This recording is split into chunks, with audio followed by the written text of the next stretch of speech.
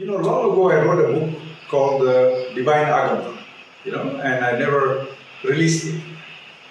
And in this book I write of the various traditions, many other traditions and everything. Even like Zen, different cultures, apart from the Indian cultures. So today I thought I will share that topic with you.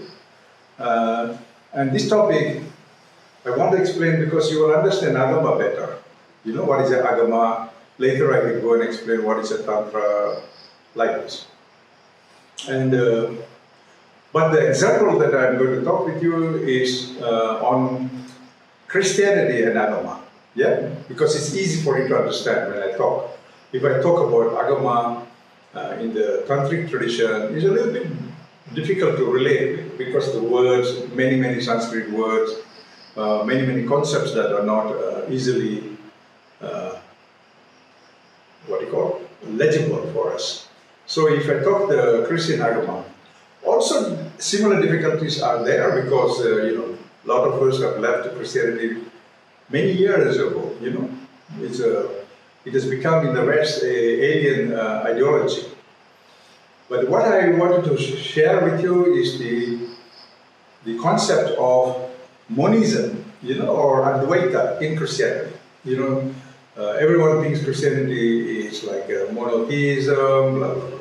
I want to share the older culture, the culture of monism. It's quite weird because you have to trust me, because even if you go and look for books, they're not the same as what I'm talking about. And traditions are also going different as times going by. So I ask you to trust me, and then I can slowly build more and more. Then you will understand the Agama completely, and then we go into the details of practices and this and that, and you'll really like it. So why not all this kind of stuff. It is a very sensitive topic for many people in the modern times. They look at Christianity as a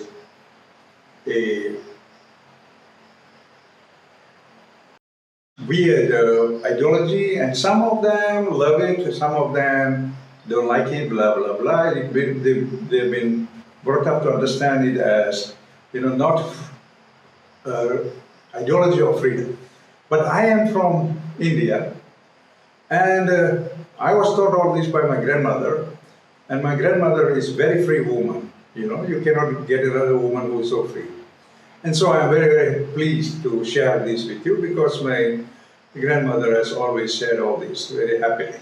And I have happy memories that I want to share with you. And also, as Christmas is coming, I want to share a meaningful Christmas with all of you. And so, please be happy, make your heart very glad, your face also as smiley, and don't feel that this is not Tantra. I have been studying Tantra almost like 50 years maybe, so I know Tantra very well, and Agama and all these things. And I also speak many languages. So I want to share all this. So be happy, be happy. I keep talking about this concept of divine compassion, and also not only compassion, I also talk about the absolute or infinite compassion. And I always say, and in the traditional systems, the text says, the Son of God, Christ, is compassionate. And we don't give too much time to reflect on what it means.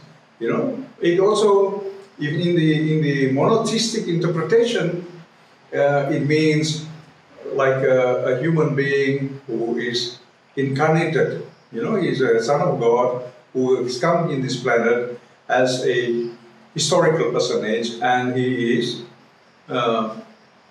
being compassionate. He's showing the path of compassion. Yeah, something like Gandhi of India.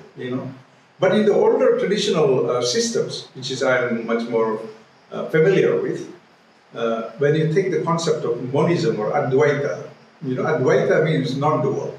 We cannot split it up. Everything is absolute, absolute consciousness. So when we take consideration of this term,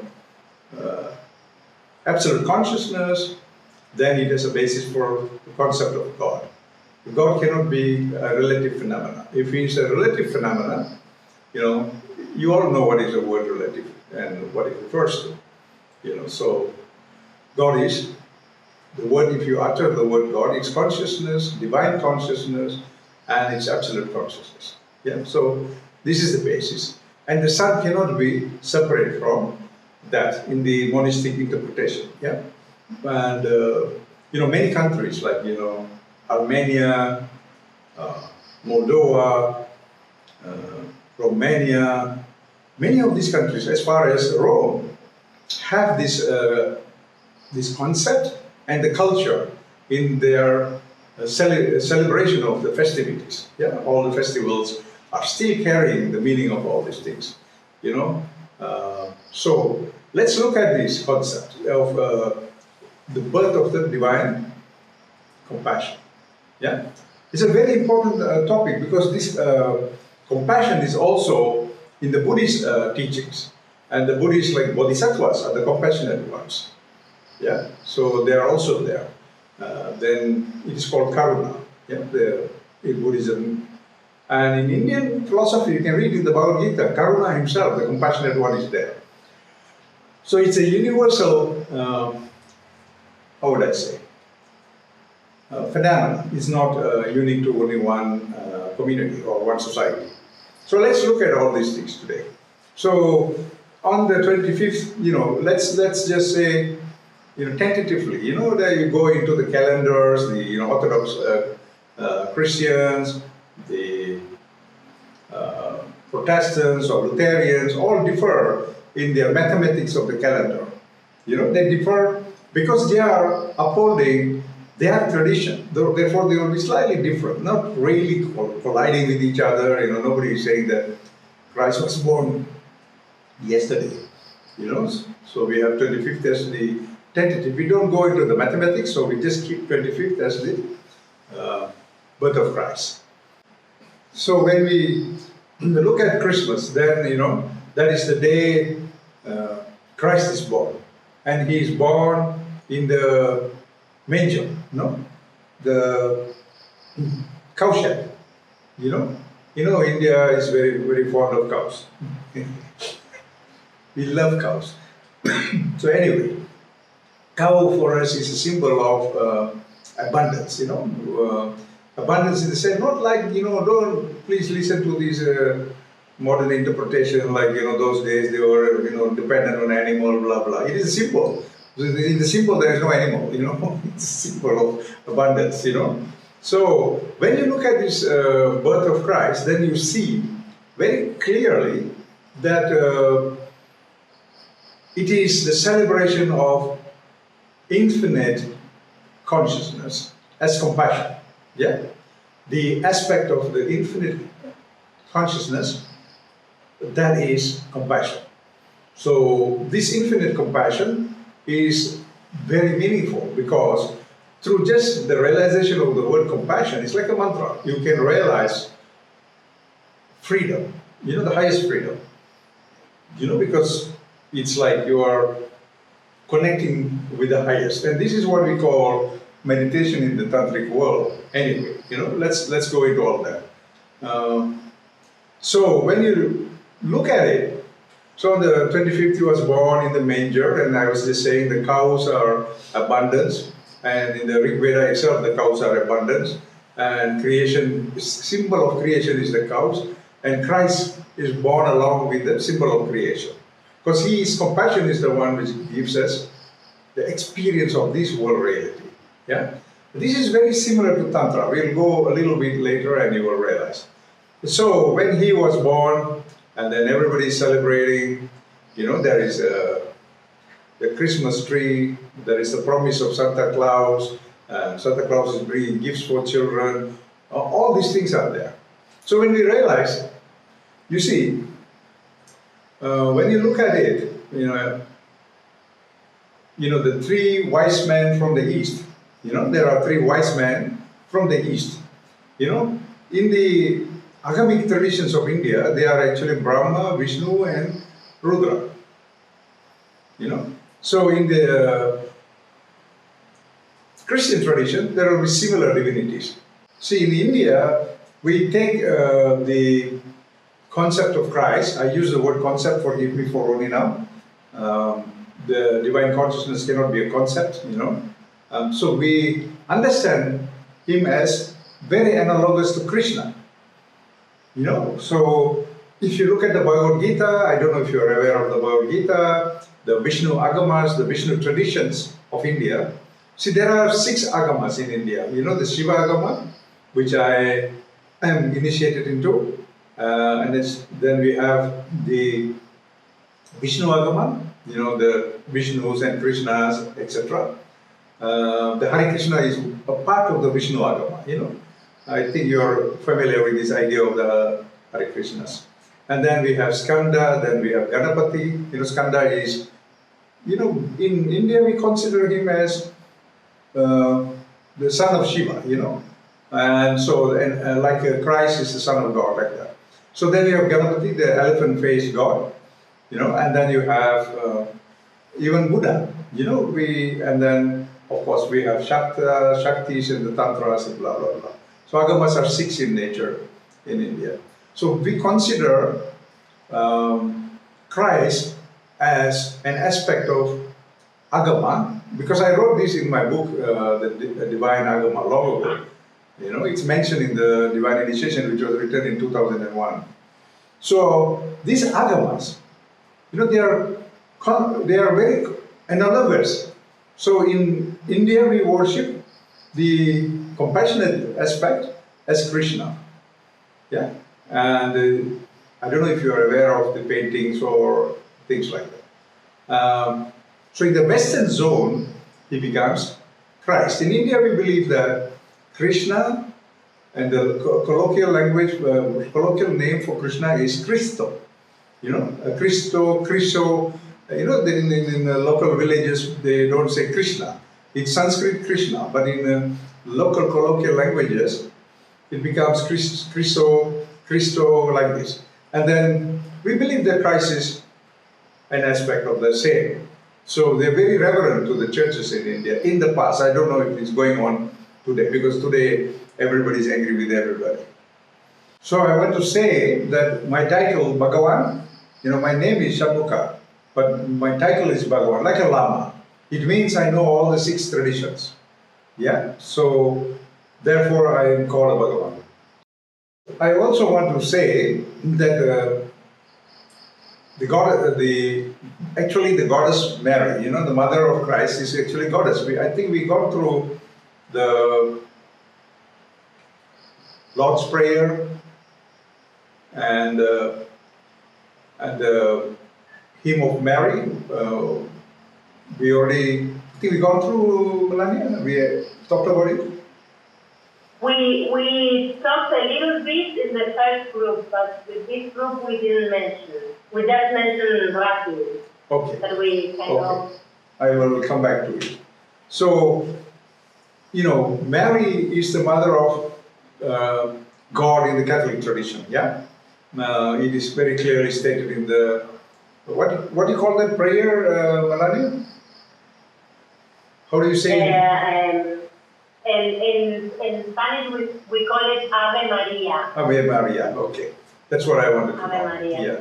So, she is the mother of the God, mother of God. And she's explained there very well. So, but you see this name Maria is also in India. You will be surprised if I tell you all these things. I would like to share, because I would like you to know, that from very early times, we call mother Amma, yeah? And we call mother Mariamma, Mari Amma. Maria is goddess of the Catholics. Let us just put it, but it's Christianity. Today's Catholicism, today's Orthodox, all are kind of, don't like each other too much. This is modern phenomena. We don't like anything, like this. But in the ancient times, they are Mother Mary is Mother Mary, So in India we have the name Mariamma, and it's very old. It's not new name. You can find in all the ancient texts. And then there is a temple. If you go to the very southern tip of India, where you go down to the tip, there is a temple there, about 2,300 years old, 500 years old, very old, before the Testament. And it's called like Virgin Mary, Kanya Kumari. Kumari means Kanya, K-A-N-Y-A. Kanya means young woman, girl, and Kumari also means that. Kanya means a maiden, one who is not married. So it's very analogous to the concept of Virgin Mary. It's not like alien. It's not alien in India. We have very similar goddess. So I am saying that the whole world of philosophy is one. The world of anger is many. Few miles up, you get, few miles in India will be few 100 miles. So in there is a church called Belagani Church. This is a very important church for the Christians of India. Yeah. So it is very revered in the vicinity of the Kanyakumari temple. The last temple of the southern temple of India. So what I'm saying is that there is very analogous concepts and cultures. So I want to share all this with you.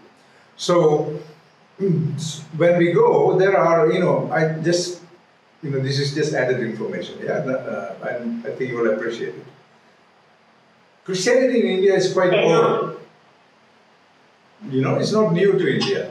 We have the concept of the Christianity that came from the Syrian Christians. And there are churches, there is at least one church in Chennai that is coming from St. Thomas. It is identified with St. Thomas, and it has a historicity quite early, quite old. It's a very small church, but it has a connection with St. Thomas, yeah, the concept of St. Thomas. But anyway, let's come back to the birth of Christ and Christmas.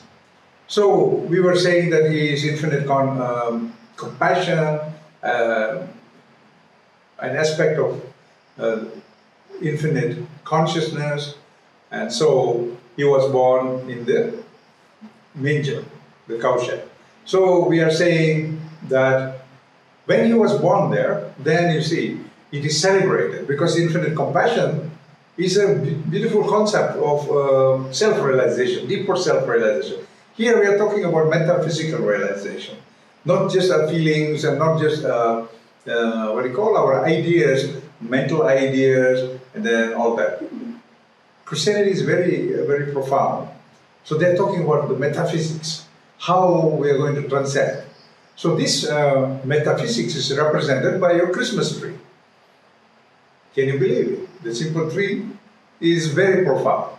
This Christmas tree is the same tree that, is like the chakras in your body. It's an outward representation of the inner chakras. So this tree is a tree of tattvas, and if you want to use a word from the Hebrew tradition, it's called Kabbalah. Yeah? So, Kabbalah, tattvas, and so the tree represents life. Tattvas represents life, right? How you, some of you may not have heard me talk about tattvas yet. Please just forgive me and just imagine the divine consciousness and coming through us to experience this dimension of life. And the tree symbolizes this lifeless, the divine, the absolute consciousness and the changes that occurs. And then in the eventual experience, it becomes our life, ourself. and the experience that we have, and that we call the grace. Yeah, in the Tantras, yeah, I'm talking Paratrashika Vivaranam, it's a grace, Anugraha, it is a Sanskrit word. So when you're looking at it like this, so imagine the tree as a symbol of cosmic representation, the tattva, the life, and the experience as the cosmos. That is your Christmas tree. And therefore, the tree has a lot of light, a lot of gift, a lot of things that are dangling there. The tree is very profound. Let us just use the word symbolism now, yeah? A very profound concept. The tree of the grace of existence. That is the tree, yeah? How from absolute consciousness, pure compassion, that is Christ, and then the changes that allows us to become human beings and have a human experience. So the tree is very, very profound grace. It's a symbol of grace, divine grace. So when you're looking at divine grace, you see, it represents Genesis, yeah? So you see, Santa Claus brings a lot of gift. He brings a lot of gift, and then he's so fat like me, and he goes through the chimney. It's very, very interesting, He goes through the chimney, which he will get stuck. I wouldn't go to any chimney, but he goes, and then he gives the gift on the tree, or he places gifts. Yeah, so when he places gifts, and children rejoice, this symbolizes the grace that he brings, and then, because Christ is there, it has to be celebrated, because this is, ultimate compassion. And he's giving gifts for the new generation. Children represents new generation. So there's a lot of light, because light is Genesis, and you have the whole world experience expressed in this symbolic tree on the 25th of December. I want to share this with you all, and it's really beautiful because it's a yantra. Do you understand what's a yantra? Yantra is like a metallic diagram in Indian tantras, or colorful in mandala in the Buddhists. They have very colorful paintings, they're mandalas or yantras. So this is actually a very beautiful symbol, because a tree also represents pure consciousness, because it doesn't have brain. A tree doesn't have brain, but it lives, it has consciousness. So it's a very beautiful representation. I speak about the consciousness of a tree in a book I wrote very early in 2001 called The Divine Initiation. I speak about this. But anyway, coming back to this concept. So you see, the Santa Claus is talking about the Genesis and the generation that is to come, that is to grow, and they are the children. Santa Claus, he comes and then he offers a lot of gift, make happy, because Genesis is occurring. And he is the first one to acknowledge the Genesis. And in India, the first one to acknowledge Genesis is Ganesha, the elephant god. I don't know if you've seen the picture of the elephant god. The elephant god symbolizes a continuum. A continuum hollowed, a re-representation, like the father and middle world and then this world. So the middle world is represented in India by the elephant god. But in the Western world, Santa Claus is the middle realm, and he is ushering or calling for the grace to happen. And he's sharing the grace with the new generation of children. So he is an aspect of creation. It's not to be laughed at as, sometimes today they think, he's just a modern invention by the, Finland, or some country. And even there, I think in Wikipedia or somewhere I saw, they're saying that the Coca-Cola, Coca-Cola made Santa Claus. This is because if you don't understand, it can be even Pepsi,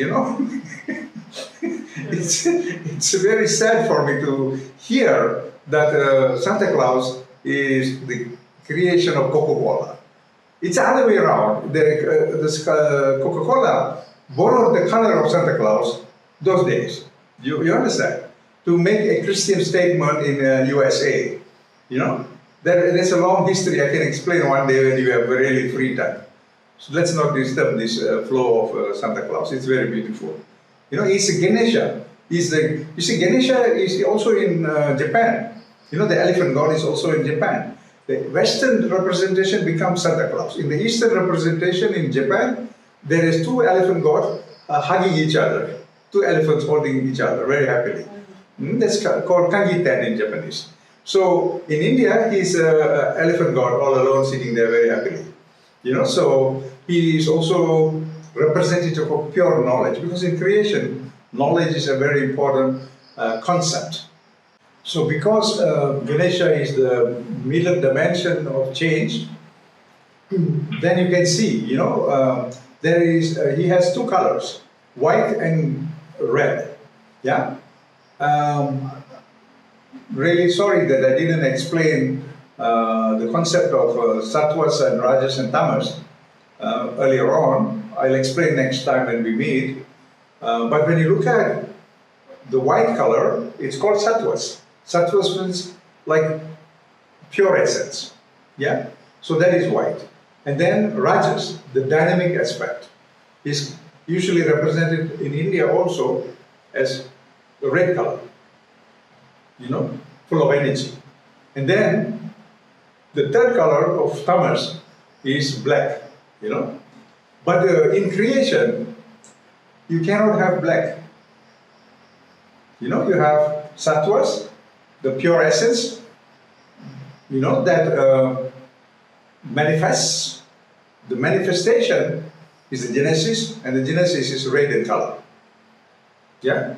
So therefore he's wearing the red and white outfit, you know. It's not because of Coca-Cola. Santa Claus is part of the divine consciousness, you know, it's not separate. It's for our explanation that we have different aspects. And look at it, then you have the whole metaphysics and the genesis explained very well on the day of Christmas. You know, we realize like, okay, how from the absolute consciousness things unfold to become pure compassion, then how it becomes pure knowledge that is represented by Santa Claus, that becomes creation, you know, the experience of creation. There are two aspects to the experience of creation. One is the pure knowledge aspect, which is in, I think the traditional Christian world is called gnosis, you know, and then there is this manifested experience of this gnosis, you know, the Maya and the world of experience. So Santa Claus represents pure gnosis. He wants to share pure aspect of knowledge, like the DNA of the cosmos, yeah? And of course the grace that allows us to have the experience of this world, yeah? It's very, very beautiful. I say all these things, I many times say all these things so that you enjoy yourself, you know, you enjoy your history as valid as the Tantric history, as valid as Buddhist history, you know, then you feel well within yourself, you know, feel complete. You're not just following the trends of the world, you know. I want you to be very empowered, very knowledgeable, and very strong. So even if you study Buddhist Agama or Shaiva Agama, the Shiva Agama, the changes that we are talking about are similar. You know, if you really study, if you and if you understand this, I can explain the culture of the Agamas, the Tantras much easily. What we are doing, what we are going to do, all. It sounds like religion, but please forgive me, it's not religion. I'm not interested in religion myself. You know, if there's no scientific basis, I'm not there. You know, so, but then I don't want to be limited by some silly science, you know what I mean? Some baby science, and this is called science. And I'm a thinking human being, so I want to have a real nice understanding of things, and I'm wanting to share this nice understanding of things so that you also can appreciate yourself, your history. How to empower yourself. Empowering yourself is taking away all illusions and coming to realization of the true aspect of history, self, and all these things.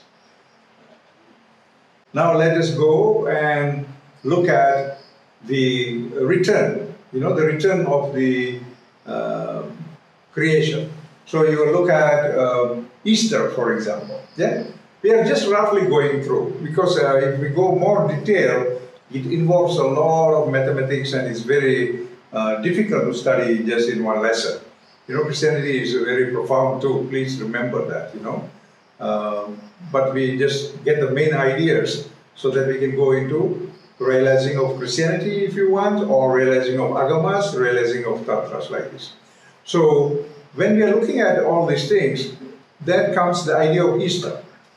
Now, Easter is the change, the Genesis and the,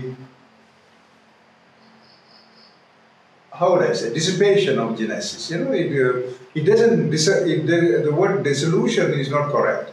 It doesn't dissolve, it dissipates. There becomes like no more. The world experiences no more. So this is part of the Tantra. It's Paratashika Vivaranam explains this very in depth. So when you're looking at it, then it is said in the Easter that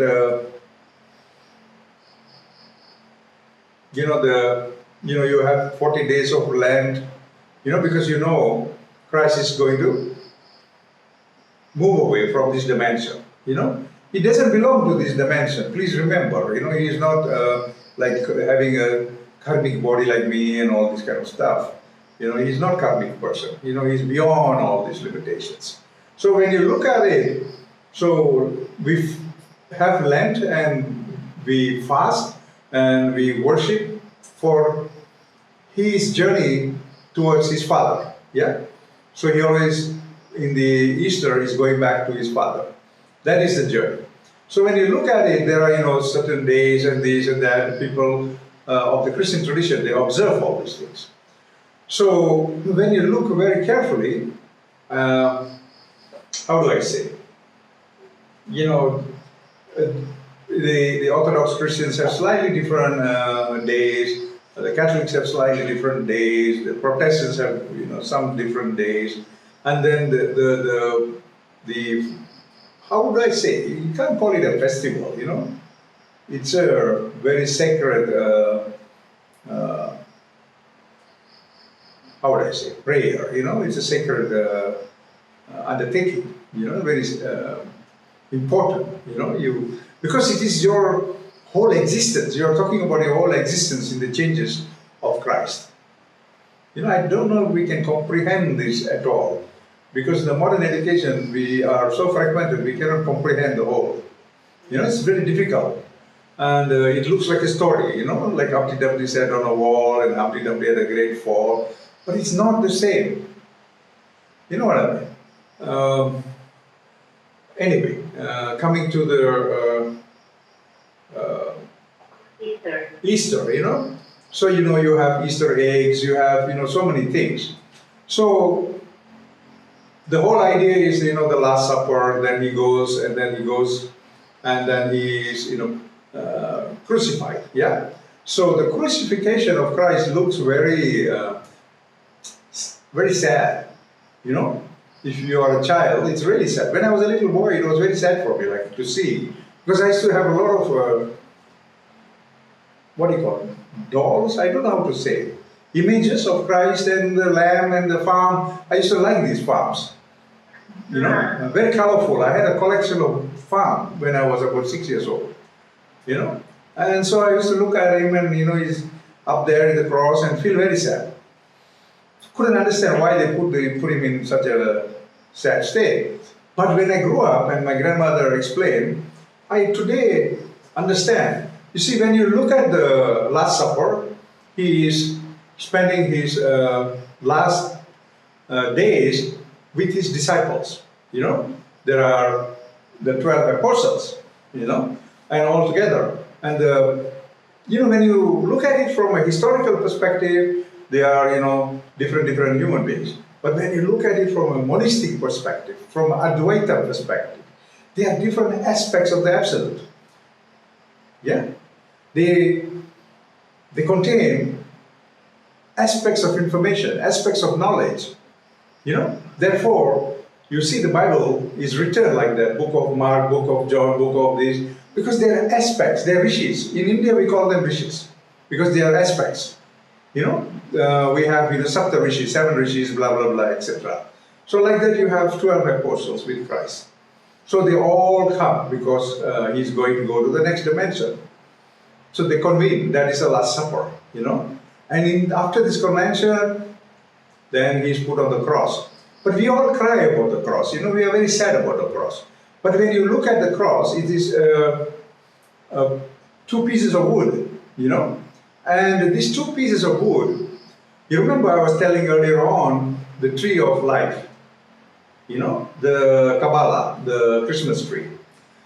This is almost the same, because wood, I was saying that it means consciousness without the brain.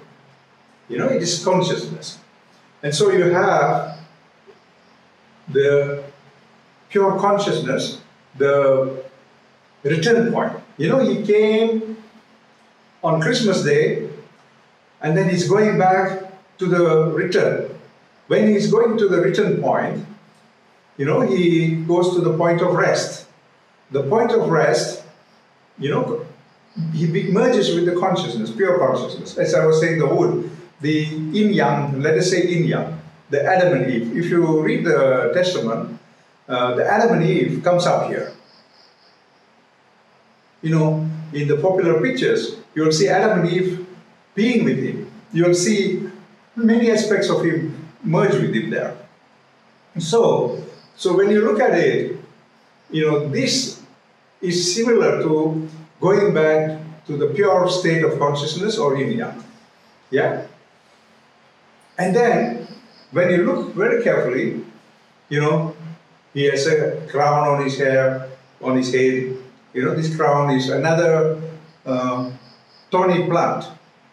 You know, because in the end of time, just before the end of time, he's experiencing the discomfort of the dissipation.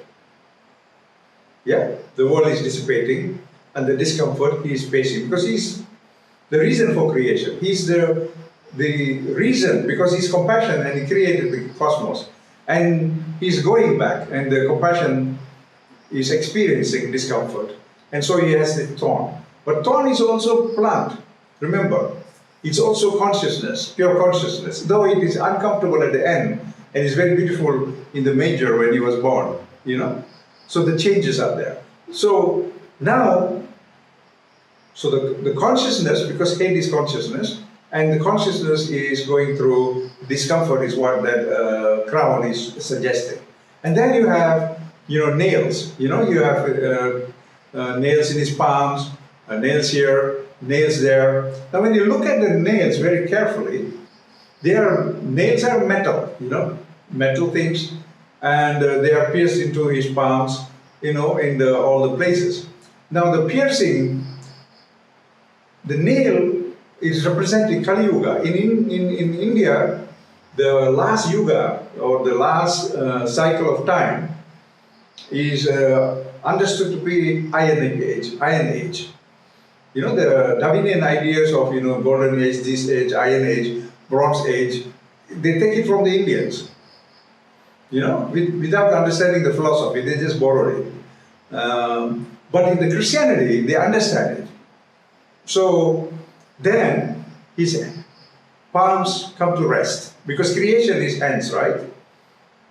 Everything comes to total 0 point, because he's leaving the cosmos, you know, 0 point. So when you're looking at the 0 point, then you have nails in his feet, you know. So But in the Christian world, it was they put blood and all, because blood is representing his soul. How to put in a picture soul. Now, how to put it in anywhere soul? It's impossible. So they put a little bit of blood, and that was frightening for me when I was a kid. Now, when I grew up, I realized, oh my God, this is the soul. They're talking about a soul, and he is coming to a total rest. And the rest means he has finished his obligation of creation, and he's going back to his natural state. And the middle stage is these two pieces of wood. And the next stage, he goes away for 3 days, right? 3 days of God is different from my 3 days, right? My 3 days is finished. God's 3 days is quite a big one. So he goes away for 3 days, and then he come back. He come back, and then he did all, the 3 phases. In the Indian Shastras, we call Om, Bhur, Bhuva, Swaha. There are 3 stages. The Gayatri Mantra. That's a Gayatri Mantra is how to calculate the mathematics of the Om. So that is the 3 stages, And these 3 stages, he passed, he's seen everything, and then he come back, and then he does everything with his obligations, and then the 7th day, he goes back to his father. Yeah?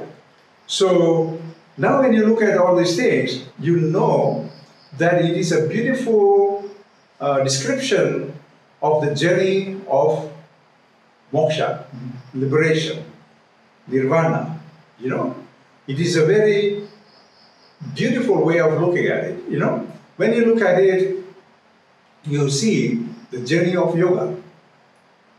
I'm talking this because he is known as the King of Kings. And as I said once before,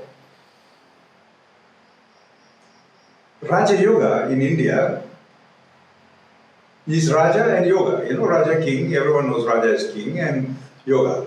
What do you call Regis in French? Regis or something like that. Right. Yeah. Right. Yeah, it comes from this Sanskrit word Raja.